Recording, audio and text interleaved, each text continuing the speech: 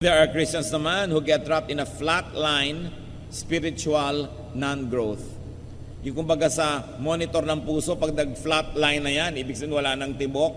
Meron naman na ganun ang spiritual life. Wala ngang low pero wala namang high, parang walang nangyayari sa buhay. And some even very sadly fall into what you might really describe as a free fall. Yung parang hulog ng hulog ng hulog ng hulog, laglag ng laglag at pababa ng pababa ang spiritualidad. Paano kaya lalago talaga ang tao nang walang tigil sa Panginoon? Sapagkat sa maiksing buhay na ipinahihiram sa atin, mula nung nagkaroon tayo ng spiritual encounter, nung born again experience, nung rebirth na yan, maiksi lang ang panahon para makalapit ng malapit ang tao doon sa nawala na kanyang katangian na makadiyos. How can we really grow spiritually from glory to glory? How can we really grow spiritually towards God-likeness again? How can we continuously find God is a very, very important issue in our life. Hindi lang minsan mong natagpuan ng Diyos, mo, Eureka, I found it. But finding God is a non-stop, ongoing, ever-increasing process. Hindi lang sasabihin mo, once upon a time na born again ako, tapos na. Because it was only the beginning. Dapat walang tigil ang pag-grow. Pero tulad din ng halaman, may mga tao na nabobonsai, hindi lumalaki, buhay naman, pero hindi lumalaki, nandun lang. How to continuously find God is a very important issue in our life. Hindi lang minsang natatagpuan ng Diyos, patuloy siyang kinikilala para lumalim, lumawak at mamunga ang ating buhay espiritual. Aming Diyos sa langit, Ama, salamat po sa pagkakataon na maaari kaming magtanong ng ganito. Nawa po ay bigyan niyo po kami ng mga kasagutan ngayon. How we can continuously find you. Hindi lang minsanan, kundi walang patuloy, walang tigil at patuloy na pagkilala sa inyo ang aming nais na maranasan. Magpakilala nga po kayo ngayon ng higit pa, mangusap po kayo. Buksan niyo po ang aming puso at marinig namin ang mensahe niyo para sa amin ngayon. Patawarin niyo kami, Ama, sa aming mga kasalanan. Punuin niyo po ang aming mga kakulangan. Pawalan niyo kami at makalaya kami mula sa kamangmangan at kadiliman. At tapunan niyo po kami ng liwanag, Panginoon. Nang sa ganon, lalong maging malinaw sa amin kung paano pa kayo kikilalanin sa araw-araw.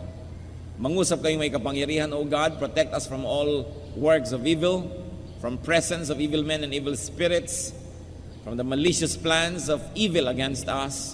Protect us even from our own ignorance and our own shortcomings.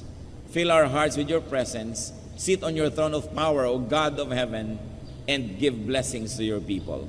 In the name of Jesus we pray. Amen. How to continuously find God? Well, bago pag-usapan yung continuously finding God, well, find God first. Yun ang unang-una. So first things first. Find and have the kingdom of God. Find and have the kingdom of heaven in your heart. Because this is the center of the teachings of Jesus. The kingdom of heaven. At pinaulit-ulit na ito po ay lagi kong kinukot sa mga tao dahil ang priority natin kung minsan hindi yung priority ni Jesus. Ang priority niya is the kingdom of heaven. At maraming haka-haka ang mga tao tungkol sa kingdom of heaven. Iniisip nila, parang kaharian na physical, bababa kasama ng mga ulap. Luke 17:20-21, merong nakikipanayam sa Panginoon ng mga magagaling sa relihiyon. Once having been asked by the Pharisees when the kingdom of God would come, Jesus replied, "The kingdom of God does not come with your careful observation, nor will people say, 'Here it is,' or 'There it is,' because the kingdom of God is within you." Namnamin lang natin ang kahulugan nito. Napakalaki ng kaibahan na mangyayari sa paghahanap natin sa Diyos. Yung iba inaantay ang pagbaba ng langit, nilalagyan pa ng petsa. Inaantay kung kailan mangyayari yung tinatawag na end of the world. Nagsusuot pa ng mga helmet dahil daw maraming lalaglag na mga bato-bato mula sa langit. Sumusuot sa mga lungga, nagtatago sa mga kuweba. May mga nagtatalo-talo kung kailan ang petsa ng pagdating nito at away-awayan Sinabi na nga sa Biblia sabi ni Lord, the kingdom of God does not come with your careful observation. Hindi nyo kayang bantayan at hintayin kung kailan yan darating. Kasi sabi niya, ang kaharian ng Diyos ay nasa inyong kalooban, nasa inyong puso. So paano mababantayan ng iba kung kailan darating yun? Yun ay isang spiritual at personal na karanasan. Kaya may mga tao na dumating na ang kingdom sa kanila, sa iba hindi pa. Kasi sabi niya, it is within you. Ang paghahari ng Diyos sa puso ng tao, na hindi na yung tao ang hari, hindi na si Satanas ang hari, hindi na yung asawa ang hari, hindi yung anak ang hari, hindi pera ang hari, kundi ang Diyos, hari sa iyong puso. The kingdom of God has come upon you. Because wherever there is a throne that you give God to sit on and rule from, there is the kingdom. Of course, wherever the king is, there is the kingdom. Ang tanong lang natin, is God the king of your heart? Kasi yung iba religyoso, 20 years lang nagre-relihiyon, 50 years, 70 years, pero hindi naman talaga Diyos ang naghahari sa puso nila. Ang Diyos ay naghahari lang sa isang kwarto sa puso nila. Halimbawa, sa Sunday morning, o kaya sa kanilang tawag ng religion. Pero hindi Diyos ang Diyos sa kanilang negosyo. Hindi Diyos ang Diyos sa kanilang romantic life o love life. Hindi Diyos ang Diyos sa kanilang pamamaraan ng pakikitungo sa kapwa. Pero sa relihiyon nila, isang compartment, nandun ang Diyos. So hindi pa naghahari ang Diyos sa iyong puso. Kasi isang department lang. Kaya yung iba nagtataka, ang tagal-tagal ko na sa relihiyon, bakit wala naman ako nararanasan, walang nangyayari sa buhay ko? Kasi inaantay niyang kumidlat, kumulog, umuga ang lupa, kumalembang lahat ang kampana, bumaba ang mga tala. Yun ang ibig nila sabihin ng spiritual experience. When you let God rule in your heart, the kingdom is within you. And then what will happen to your vocabulary? It will change. What will happen to your outlook in life, to your value system, to your behavior and etiquette? It will change. What will happen to the way you do business and you move professionally? It will change. Then you say, wow, the kingdom has come. Parang hindi ko na kailangang abangan yung darating pa sa mga ulap dahil sa puso ko pa lang nandun na yung langit. Totoo na. So kumakain ako kahit na hindi masyadong mahal ang kinakain ko, may gana ako kasi ang Espiritu ng Diyos ay buhay sa akin.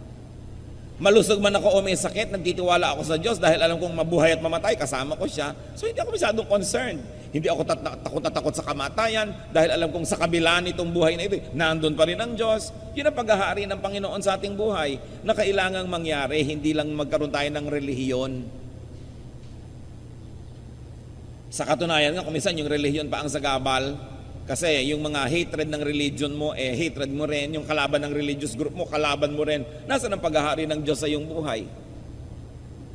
That's why people must be able to transcend religion and religiosity to let God rule in their hearts and therefore have the kingdom of God in their hearts. So the first thing you do is to be born again as Jesus prescribed.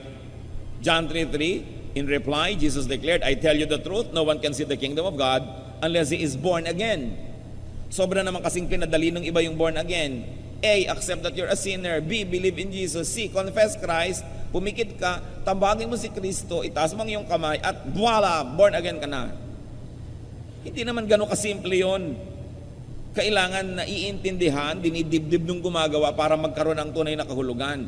Kasi to be born again is not just an instant thing. Ibig sabihin, ipinanganak kang muli, parang bagong tao ka. So bago na naman, kung dating alam mo ABC, ngayong bago ipinanganak ka na, ang pinag-aaralan noon, mga letra ng mga Chinese, iba na naman ang letra mo, ang mga wika mo, iba naman, Pangasinense naman ang salita mo, o kaya iba naman ang kulay ng iyong balat, kasi born again ka iba ka na hindi na yung dati. So maraming naiiba dapat sa buhay ng tao pag tinawag na born again. Ngayon, kung yung kasungitan mo nung kasungitan mo pa rin ngayon, tapos born again ka, parang hindi yan totoo. Kailangan ng isang tunay na pagbabago ng kalooban ng puso. At ito'y proseso, hindi nangyayari sa isang minuto, hindi nangyayari sa isang linggo, hindi nangyayari sa isang buwan lamang. Proseso. Dahil progressively, we must allow God to rule in our hearts.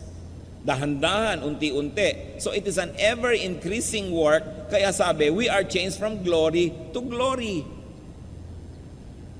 Ngayon, kung nakamatayan mo yung proseso na hindi pa nabubuo, syempre, iniligtas ka na ng Panginoon, ligtas ka na. Pero hindi makukontento na minsan lang na born again ka, tapos na. Kailangan buong buhay. Because the kingdom of heaven was Jesus' most prominent concern. We should be concerned about it, and we should be able to operationalize in our lives what it means and how it could be practical. Kaya yung mga iba, kapo-born again nila, naiinis lang yung mga tao dahil wala namang makitang bunga, tas born again ng born again. Nasisira tuloy yung pangalan ng born again, nagiging mislabeling, at kuminsan, panglibak na sa iba na gamitin yung term na yon dahil yung nagdadala ng word na yon ay hindi karapat-dapat. Kaya pinag-iingatan po natin. So once you have found the kingdom, once you have been born again, once you have had a spiritual experience, meaning you realize your wretched sinfulness and condition, and you sought God's forgiveness, and decided to live a new life, e di na born again ka na, what must you do now? Non-stop is to grow in God-likeness. Kailangan kamukha tayo ng Diyos. How can we know God? How can we be like God? First of all, is to know God. Through the scriptures. Nakikilala naman natin ng Diyos sa pamamagitan ng mga nasulat na. Very especially, we should know God through what God said. Yung mga direct quotation sa Kanya sa scripture, yung mga sinabi niya, inutos niya, napakahalaga nun. To know God. And also to know God through what the writers said about God. Pero mag-ingat din tayo dahil hindi naman ko muna nasulat dyan at sinabi ng iba tungkol sa Diyos, tama na nga. Kasi kung minsan opinion lang ng tao yung sinasabi doon, hindi naman ibig sabihin ay yun na nga ang kinonfirm na katotohanan tungkol sa Diyos. Alam niyo naman yung Biblia, nakalagay din dyan ng mga quotation galing kay Satan, nakalagay din yan yung mga maling konsepto ng mga tao tungkol sa iba. So hindi ko muna nalagay dyan, yun na yun. Susuriin nyo pa rin, ito ba'y totoo o misconception nung nagwika nito? Katulad ni Paul at si Silas, na pagkamalan sila na mga Diyos ng Greek mythology. So hindi ibig sabihin naging Diyos nga sila, pero nakalagay doon, tinawag sila na ganito't ganon. So sabihin natin, ay mali yung tumawag. Tulad po sa Psalms, napakarami dyan mga prayer na, Diyos ko, durugin mo po mga kaaway ko, ubusin nyo po sila, pulbusin nyo po sila. Because the Psalm is a record of people's prayers. Some of their prayers are probably not right. It's just a record of how they prayed. So ikaw ngayon, sa pagkakilala mo sa Diyos, susuriin mo yung mga prayer doon. Paano ang prayer na ito ay hindi ganito ang sinabi? Dahil ang sabi ng Panginoon later, di ba? Don't wish harm for your enemies, love your enemies, do good to those who persecute you. Pero ipapadala mo, durugin nyo po ang mga dikdikin nyo po, pulbusin nyo ang aking mga kalaban. Ganyan yung mga ibang prayer doon sa Psalms. Hindi naman common naka-record doon, ibig sabihin, kokopyahin mo na yon. Kaya kailangan, nauunawaan mo, what is the central core of God's teachings, and then by that central core, you measure all other things that you read in the Bible, and you say, itong opinion na ito ay hindi in accordance with the revelation. It's not in accordance with what God says in this verse. So hindi common na doon, nakita mo, kokopyahin mo ng buong buo kasi si Satan nandyan din ang mga quotations niya. Kaya isang mahalagang pag-aaral. So know God through the scriptures. And then know God through your godly action. Through your deeds. Do what God did and do what God does, and then you will know Him. Gaano karami sa inyo na ang dentista ngayon, na naunawaan niyo lang yung tatay niyo na dentista nung araw, nung naging dentista na kayo? Gaano karami sa atin na ngayong naging magulang, tsaka lang natin naunawaan yung mga magulang natin nung araw, na ayaw natin yung mga regulasyon nila, pagbabantay nila, pinapauwi ka maaga, pero ngayon ikaw na yung magulang, ikaw na ngayon yung nagsasabi ng the same lines na yon. Kasi pag nagawa natin ang ginagawa ng isang katauhan, doon lang natin siya lubos na nauunawa. Gusto nating makilala ang Diyos at unawain siya, gawin natin yung gawain niya. Kaya nga gusto niyo maunawa ang isang pastor, magpastor kayo. Gusto niyo talagang maunawa ang dinaranas ng isang spiritual leader, gawin ninyo. Sabi ko nga, I wish everyone would become pastors, then I can take my revenge. Kasi iba hindi nila nauunawa yan Subukan mong ipagawa at mauunawaan nila unti-unti ang mga bagay. So gusto po nating maunawaan ng Diyos, gawin natin ang mga ginagawa niya. Tularan natin siya. At habang nilalandas natin yung kanyang tinahak na yun, sabihin natin, ay ganito pala talaga, ngayon nauunawaan ko. 1 Peter 1:16, be holy because I am holy. That is the requirement of God. You want to be God-like? You want to know me? Be like me. John 14:12, anyone who has faith in me will do what I have been doing. This is what Jesus said. Nananalig ka pala sa akin, kailangan ginagawa mo yung ginagawa ko. Kasi pag iba yung ginagawa mo sa ginawa ko, hindi ka totoong nananalig. Sa bibig lang yung pananalig na yan. So, kanina nakikilala natin ang Diyos sa Bible, mental knowledge. But through action, you get to know Him through experiential knowledge. And that is an even deeper understanding. Because you experience the experiences of God, then you know God more. We can know God through meditation. Very important. Kulang na kulang ito sa mga buhay ng maraming mga mananampalataya. Kulang sa meditation. Magpe-pray pero shopping list ang prayer, request list. Puro utos. Hindi meditation yun. Psalm 77:12, I will meditate on all your works and consider all your mighty deeds. So pag gusto nyo mag-meditate on the works of God, you concentrate on one work of God and just focus on it and think about it and let it sink down into your heart. You want to meditate on God's Word, hindi naman magbabasa ka ng 10 chapters. Meditate on one sentence, meditate on one idea, and just dwell on it. Ibabad nyo ang sarili nyo sa isang sentence, sa isang katuruan, sa isang word, and you meditate, and wonderful things happen. Even scientific findings show us that meditation helps to increase the cerebral cortex, that part of the brain responsible for many things. Sinukat po nila yan at nasusukat na kasi ngayon. Yung mga mahilig mag-meditate, kumapal yung cerebral cortex sa kanilang brain. Talagang may nangyayaring pagbabago at di po ba ang sabi? Be changed by the renewing of your mind. So if you really want to change, something has got to change in your mind. If something will change in your mind, something's got to change in your brain. Kaya mahalaga rin yung mental and meditative process as part of our spiritual growth. May nangyayaring kababalaghan pagka tayo ay nananahimik lamang and we focus on one aspect, one word, one characteristic of God. Marahil yan ang ginagawa ng Panginoong Jesus na magdamag, sinasabi nandun siya sa tahimik na lugar. Hindi naman siguro siya magdamag na nananalangin, literally, kasi sabi niya, your Father knows what you need before you ask Him, let your words be few. So anong ginagawa niya magdamag? Nag-meditate, marahil siya. Yung ayaw niyang paabala, he will focus on one character of God or one word and meditate on it. Remember, for anything to change in your deeds, something's got to change in your thoughts. And for our thoughts to change, some changes must happen in our brain. Kaya hanggang hindi natin kinakalad ka dyan at isinasama sa ating buong metamorphosis, kulang at kulang din. Meditate more. It is important. Yan ang nawala sa buhay Kristiyano ngayon, yung reflection and meditation. Importante. Know God through God's personal revelation. May revelation sa atin, nasa Bible. May revelation sa atin sa pamamagitan ng mga patotoo ng iba, payo or counsel ng iba, pero meron po mga revelation ng Diyos na napaka-personal, kailangan yung marinig ang kanyang tinig, though not literally, kailangan nananahimik and let God reveal Himself. Amos 4:13, He, referring to God, who reveals His thoughts to man, the Lord God Almighty is His name.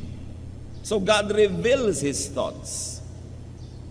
Kailangan natin yung ganong spiritual experiences na nakikita natin yung hindi natin dating nakikita, nadidinig ang hindi nadirinig. It is a spiritual journey at kailangan personal ang approach nyo dyan. Hindi nyo yan makukuha sa pag-attend ng Bible study, sa pag-attend ng worship, sa pag-attend ng fellowship. May iba kayong nakukuha sa mga ganong group activities, but you must never neglect your personal fellowship with God. Yung solo kayo lang ng Diyos, nananahimik ka at pinapakinggan mo ang kanyang tinig because God reveals Himself. Know God through a deep understanding of God's image in you. Isa pa yung kulang sa pagkilala natin sa Diyos.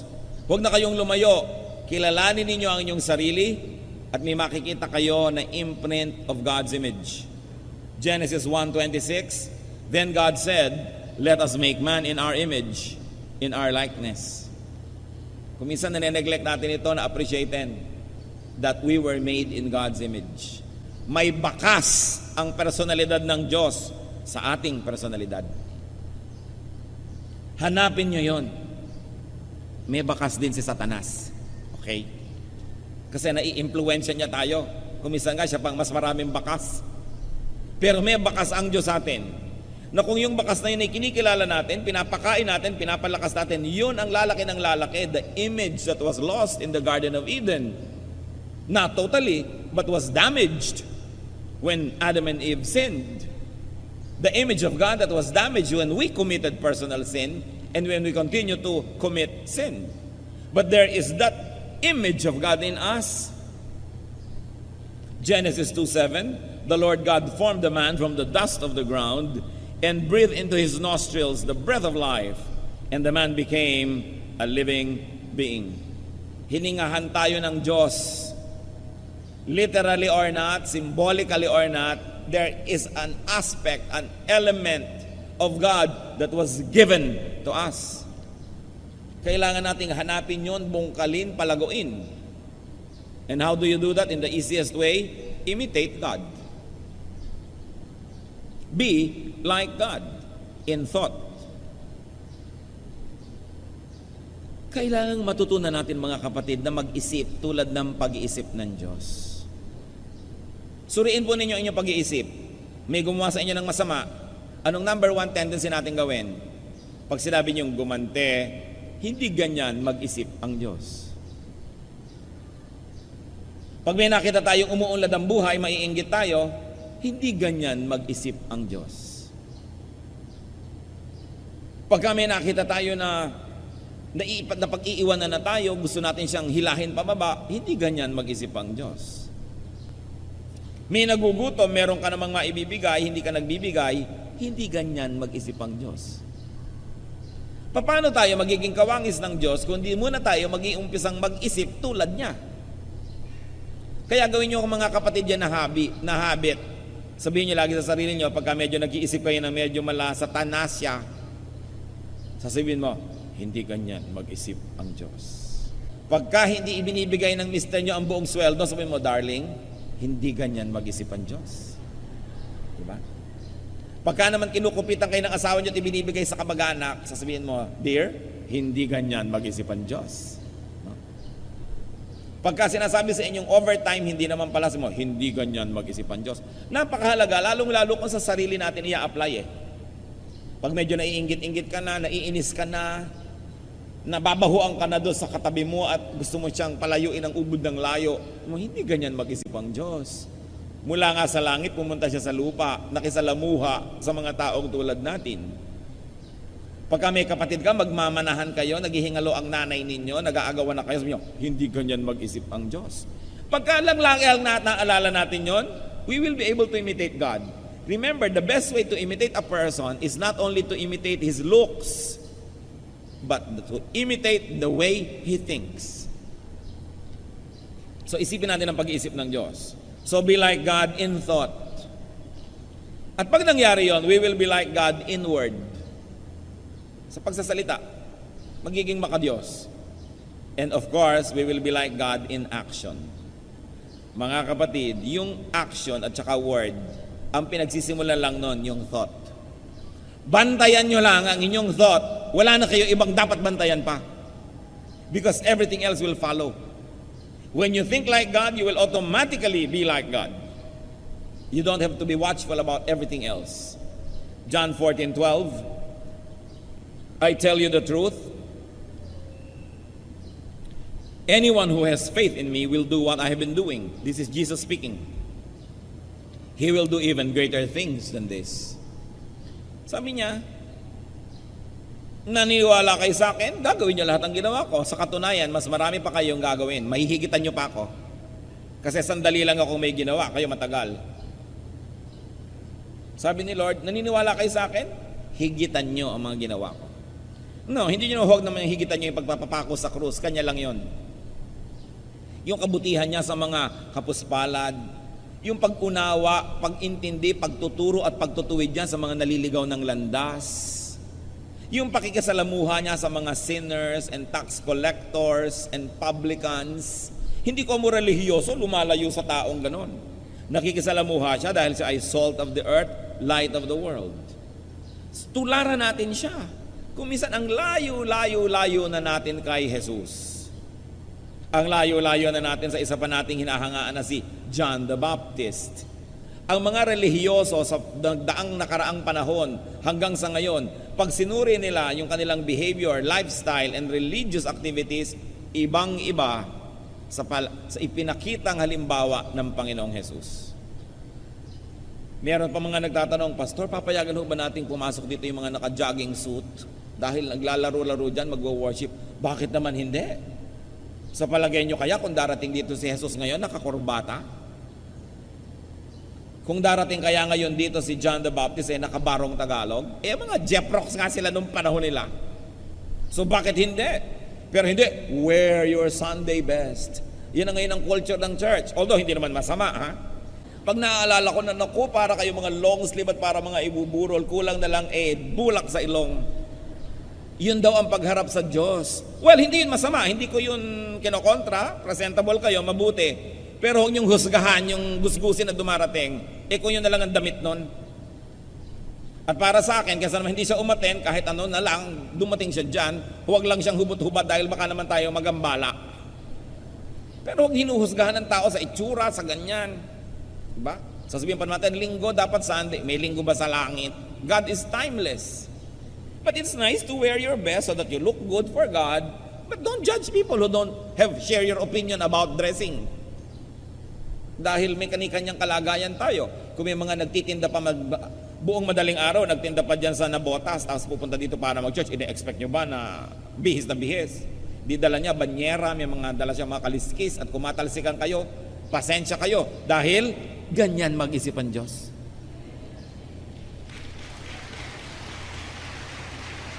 Hindi yung puro kaartehan na lang ang relihiyon, puro mga itsura, puro mga form. It's important to go back to the basics. No? Sabi ni Lord, gagawin niyo yung mga pinaggagawa ko. Ano ba mga ginawa niya? Hindi ba't naglilinis ng lambat yung mga mangingisda? Uupo siya sa bangka at makikituro siya doon. Hindi naman siya humingi ng pulpito. Nakisalamuha siya sa mga tao. Hinihipo niya yung patay, hinihipo niya yung may ketong, pinupuntahan niya yung mga possessed, nakikipagkwentuhan at kumakain siya sa dulang ng mga makasalanan. Kaya yung marami sa atin, mas maarte pa kaysa kay Jesus. Kaya dapat balikan natin yung basics. And in this area, when we move like God, we fellowship with God at work. And there's no better fellowship than to fellowship at work. Kaya kahit yung mga social workers, meron silang mga immersion. You have to immerse yourself in this community, in that group, para maunawaan mo sila. Si Lord nag-immerse sa tao, hindi lang siya nag-utos mula sa langit, bumaba, nagturo sa tao, nag-immerse. Ganon din ang dapat nating gawin. Matuto tayong makisalamuha. So you want to continuously find God? Return to the image of God in you. Which of course was compromised when man fell, when Adam and Eve sinned, when you and I continue to sin. Colossians 3:9-10. Since you have taken off your old self with its practices, put on the new self, which is being renewed in knowledge in the image of its Creator. Sabi dahil total, hinubad niya rin lang yung dati niyong pagkatao nung tinanggap niyo si Jesus, lubos niyo nang isuot yung bago niyong pagkatao. No? Na patuloy na binabago, patuloy na pinalalakas, at inilalapit doon sa wangis ng Diyos, sa wangis ng lumikha sa atin. So kung ang kabanalan ng tao at pagiging makadiyos ay nasa ganitong level, dahil sa kasalanan ay bumaba ng bumaba, nung tayo ay na born again o tinanggap si Jesus at nagsisi ay tumigil ang pagbaba, ano ngayon dapat mong gawin? Umakyat ka uli unti-unti para bumalik ka at lumapit ng lumapit dun sa original image that was lost in the Garden of Eden. So the first purpose of life is to stop your descent. Pigilin ang pagbulusok pababa. At ang susunod, baligtarin yun, umakyat naman ng umakyat. So we are being renewed, being made more and more and more and more like God. Yun ang goal natin ngayon kung tumigil na yung pagbaba nyo. Pag sinabi natin, kilala ko na si Jesus, tinanggap ko na si Jesus, etc. So ngayon, dapat ngayon ay sundin natin ang kalooban ng Diyos para bumalik ng bumalik yung pagka-Diyos na ibinigay sa atin nung nilikha ang tao. The image of God that was given to us must be revived, redeveloped, so that it can flourish once more just like before Adam and Eve fell. Yan ang goal ng buhay, to be holier and holier, to be more and more like God. So how else do we continuously find God? Look for God everywhere. Hanapin nyo ang Diyos sa lahat ng dako. Find God's image in other people. Halimbawa, tingnan nyo yung katabi nyo ngayon. Nababakas nyo ba sa Kanya ang luwalhati ng Diyos? Kinilabutan siya, pero meron yan. Dahil nilikha tayo ng Diyos eh. Kaya ang mahalaga, lalo sa mag-asawa, hanapin nyo sa isa't isa yung wangis ng Diyos. At you will fall more and more in love. Pero oras sa pinagtuunan nyo yung wangis ni Satanas, dahil nandun din, you will fall out of love. Alam nyo kung ano yung love? It's only a decision what to look at. That is love. Kaya ang mga magulang, you always decide to look at what is good in your son or daughter. Kahit ang nakikita ng kapitbahay yung bad, ang nakikita nyo yung good. Kasi you decide to look at it. So, ang pakikitungo natin sa kapwa, pag sabi yung bad yan, hindi lang siguro siya bad. Siguro, you are looking for what is bad. That's why, that's what you see. Because if you also look for what is good, you will also find something good. Because even being bad is difficult to perfect. We are not perfect, so nobody can be perfectly bad. Meron pa rin yung good. Kaya mga kapatid, pag may nagsusumbong sa akin, alam niyo po, bad siya, bad siya, bad siya. So kapatid, maaaring totoo yung sinasabi mo, pero ibig sabihin din yan, you are looking for the bad. Wala ka na bang sasabihin sa akin na good niya? Wala po. Wala kang tiningnan o nagbubulag-bulagan ka. Kaya hindi credible ang sinasabi mo. Para sa akin po, sino ang credible person? Yung may sumbong man siya na negative, may dala rin siyang positive. Kasi pag puro negative ang sinasabi niyan, propaganda yon. Katulad din ng pag puro positive ang puri niya sa isang tao, propaganda pa rin yon. You are being deceived so that you will make a decision in favor of or against that person. Do not believe anybody who comes to you na ang dala lang one-sided good or one-sided bad, because people are complex. Inside us, there's some good, there's some bad. What you feed and what you develop will become the master. Pero meron pa rin yun na nandun na another personality na maliit lang yung papel niya.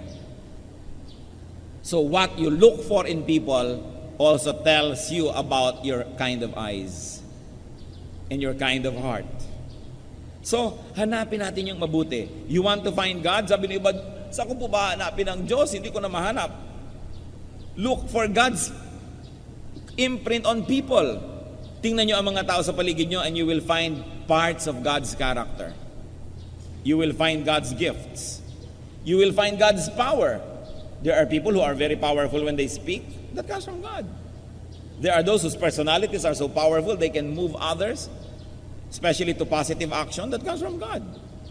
Look for people's creativity. May ang galing sumayaw, ang galing tumugtog, ang galing magpinta, ang galing magkarpentero, ang galing mag-repair ng kotse, ang galing magtanim ng halaman. Galing yan sa Diyos because all creative talents are from God.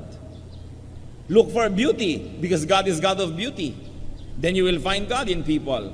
And when you do that, praise God. Sobra ka nang nagbubulag-bulagan pag hindi mo nakita ang presensya ng Diyos sa lahat ng bagay. Kung ikaw nga ay microbiologist, tingnan mo sa mga microscope, nandun ang work ng God. Kung paano yung mga molecules ay umaayos-ayos. Even sa physics, sa chemistry, makikita mo yung mga electrons, protons na nag-iikutan in order para mga planeta na may mga orbit na sinusunod. You know that there is a grand designer. God is everywhere.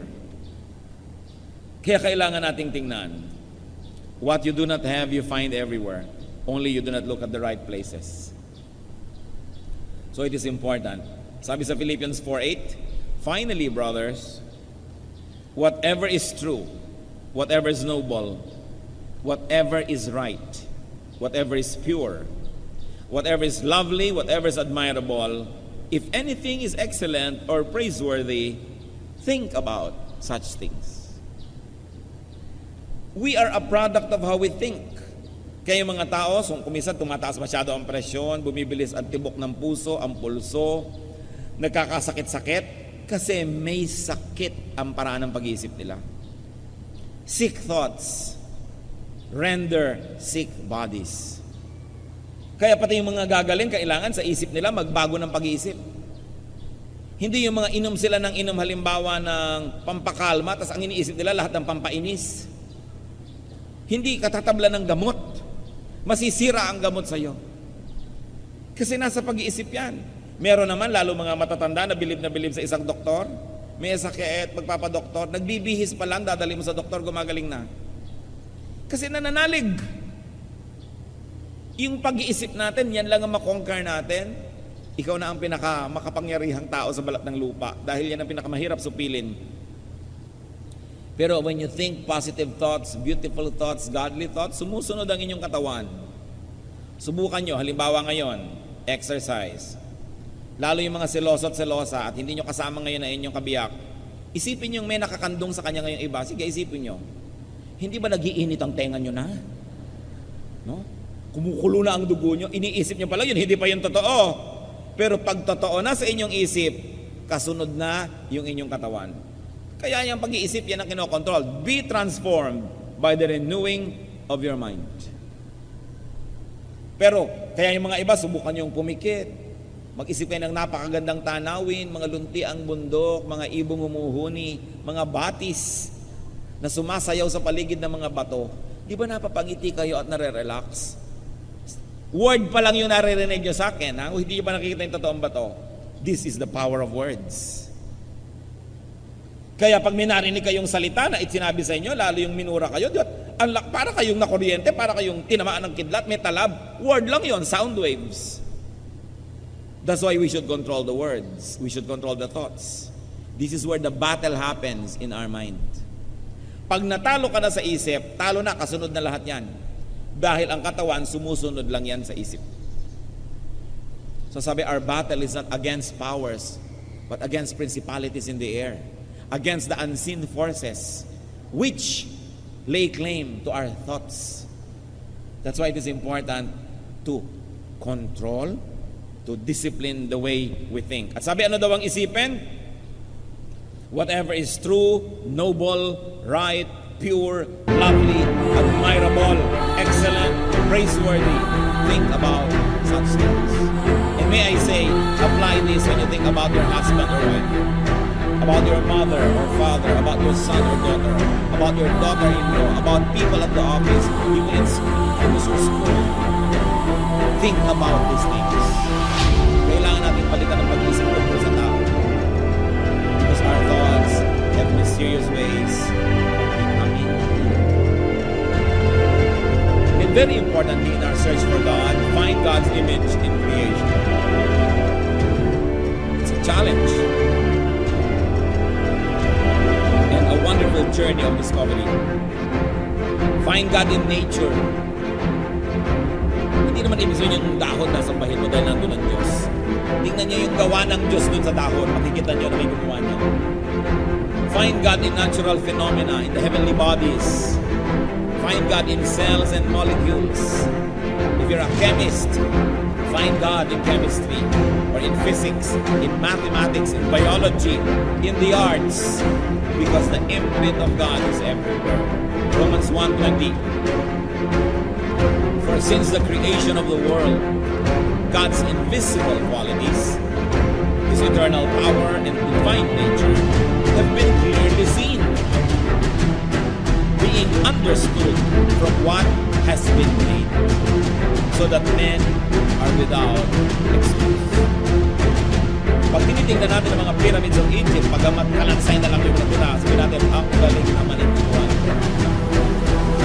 Pag tinitingnan natin yung mga ivory carvings from China, hanggang kaliit-liitan, may kubo dun sa loob, may tao, dun sa tao meron pa siyang kuto, nandun lahat. Ang galing naman ng mga Chinese na gumawa nito. Pag tinitingnan mo yung mga tela na hinabi ng mga Maranao, ang galing-galing naman nilang gumawa ng mga color combination. Paano mo makikilala ang lumikha? Tingnan mo yung nilikha. Paano mo makikilala ang isang musician? Tingnan mo yung nilikhang musika. Paano mo makikilala ang isang speaker? Tingnan mo kung paano siya magsalita at anong ginawa niya sa kanyang material. Paano mo makikilala ang isang arkitekto? Tingnan mo yung ginawa. Paano nyo makikilala ang Diyos? Hindi kayo kailangan lumayo. Tingnan nyo ang lahat ng ginawa niya. That's why we must have respect for the environment. Respect for the cleanliness of our planet. Dahil Diyos ang gumawa niyan. At pag sinira natin yan, tayo rin ang nawawalan. How else will you find God? Kasi remember, our topic is continuously finding God. Kasi pag may God dito, may God doon, may nakikita mo lahat, you cannot help but be godly. Plant godliness in people's hearts. Sabi nila, kung ano po ang inyong tinatanim, siya ang inyong inaani. Gusto niyo mapaligiran kayo ng godly words? Magtanim kayo ng godly words sa inyong mga kasama. Gusto niyo maligid kayo ng mga Kristiyano? Plant Jesus in people's hearts so they become Christians. Gusto niyo maligid kayo ng kabutihan? Gumawa kayo ng kabutihan dahil itinanim nyo yon, bubunga yon. 2 Timothy 4:2, preach the word. Be prepared in season and out of season. Correct, rebuke, and encourage with great patience and careful instruction. Bakit po ang mga Kastila, pag nagpupunta sa Pilipinas, at sa katunayan ay patuloy silang nagbibigay ng mga grants para i-preserve ang intramuros, i-preserve ang mga lumang mga simbahan, ang mga fortresses, ang mga lighthouses. Bakit? Ba't ang mga Kastila ngayon, kahit saan pumunta sa Pilipinas, makikita nila yung mga simbahan, yung imprint ng kanilang relihiyon. Bakit? Kasi nagtanim sila dito ng daang taon. Daang taon sila nagtanim. Kaya kahit saan ka tumingin ngayon, ang focal point ng ating mga plaza, mga simbahan katoliko. Diba? Sa ating architecture, mga bahay na bato, yung mga ginawa nung period na yun, kasi ang dami nilang itinanim eh. Bakit kahit saan kanila ngayon pumunta, nag-i-English sa mga Pilipino? Kasi itinanim ng mga Amerikano yung wika nila sa lahat ng elementary schools sa buong Pilipinas. Dahil nagtanim sila, umaani sila. Bakit hanggang ngayon wala pa tayong pambansang wika talaga na napaka-effective? Hindi naman natin tinataniman eh. Yun nga mga taga-region number ganon, gusto man nila uwitin ang pambansang awit sa kanilang dialect. Ayaw nilang gumawa ng isang buong pambansang wika para sa lahat. Aamin basta yung wika namin ang gagamitin namin. Kaya hanggang ngayon, wala tayong na-evolve na talagang isang effective national language. Siyempre, kung hindi kayo nagtatanim, wala kang aanihin. Sasabihin natin, sobra naman ng Espanya ang influensya sa Pilipinas. Sobra namang naapi, ng kutakot-takot na praile, ang napakaraming tao. Nagtanim sila eh. Magtanim ka ng mabuti at masama, aani ka nun. So tayo, gusto nating maligid tayo ng godliness, di magtanim tayo ng godliness. Gusto nating maligid tayo ng mga mananampalataya, di mag-mission tayo at magtanim tayo sa mga puso. Gusto niyong maligid kayo ng kabutihan, magtanim kayo ng kabutihan. Proverbs 11:30, he who wins souls is wise. Galatians 6:10, therefore, as we have opportunity, let us do good to all people, because what you plant is what you harvest. You harvest what you plant. It's a very basic reality. Galatians 6:7, a man reaps what he sows. Kung anong itinanim, aanihin.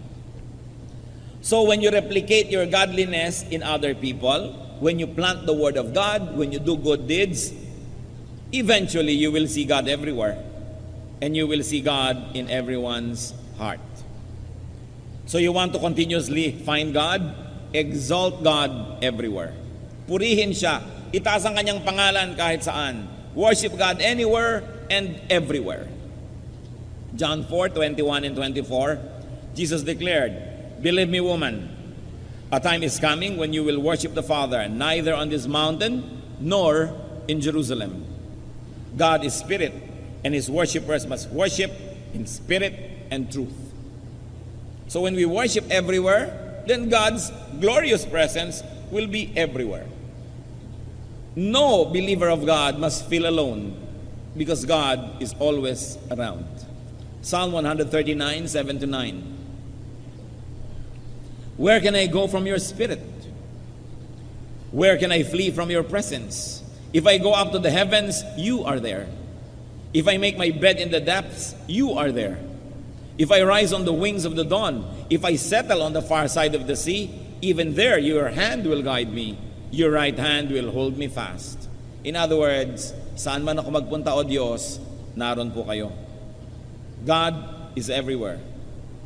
Something is very wrong if people do not find God.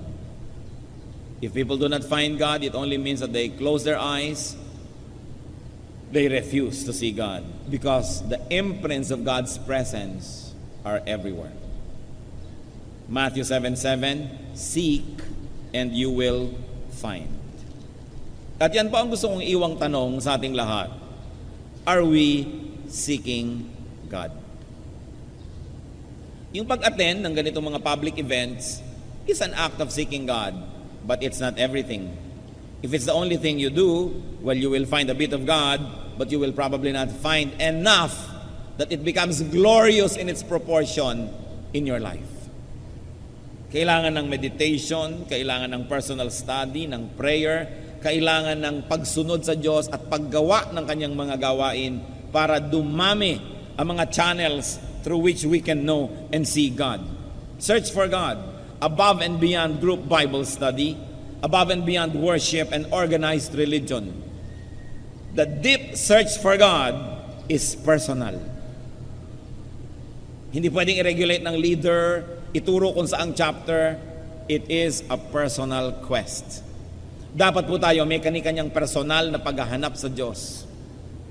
At pati yun, hingin nyo sa Diyos, paano po gagawin kong personal ito? Dahil sabi niya, ask and it will be given you. Seek and you will find. Knock and the door will be open to you. So magtanong sa Espiritu ng Diyos at gawin natin.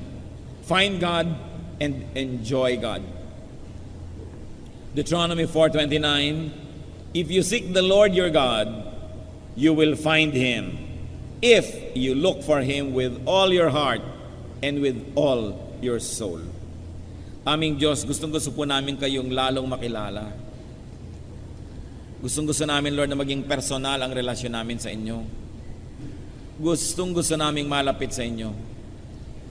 Ituro niyo po sa amin, Panginoon, kung ano ang mga hakbang na dapat namin gawin bukod sa mga ginagawa na namin ngayon para lalo namin kayong makilala. Sa amin, Panginoon, ang mga kapatiran na hindi malaman kung paano ito gagawin, kahabagan ninyo, ituro nyo sa paraang mauunawa namin at magagawa kung paano kami malalapit sa inyo. More than religion or religious activity, we like a personal relationship with you, O God. Yung relasyon na mayroon sa Adan at si Eva nung paman, yung relasyon nila Noah sa iyo bago pa man nagkaroon ng templo o organized na relihiyon, yung pag-worship sa iyo, Panginoon, at pag-aalay, maging ni Job, na ginagawa niya mag-isa. Bago pa na-develop ang temple and temple worship, bago pa naging elaborate ang religion, gusto namin kayong makilala sa ganon ding paraan.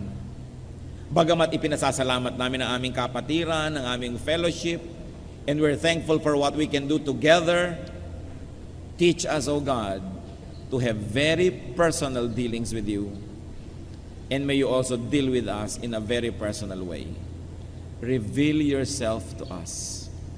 Mga kapatid, sa ilang saglit ng katahimikan, manalangin tayo. Hilingin niyo sa Diyos na magpakilala pa sa inyo. Hilingin niyo sa Diyos na magbukas pa ng mga mata na nakasara hanggang ngayon. Hilingin niyo sa Diyos na kung ano man ang dapat gawin upang ayon tayo sa Kanyang kalooban, madinig natin ang Kanyang tinig, ay ipagkaloob niya sa atin. In silence, seek God. And there is no doubt He will answer because He likes to be found. He likes to be known. He likes to be close to us. Be with the Lord.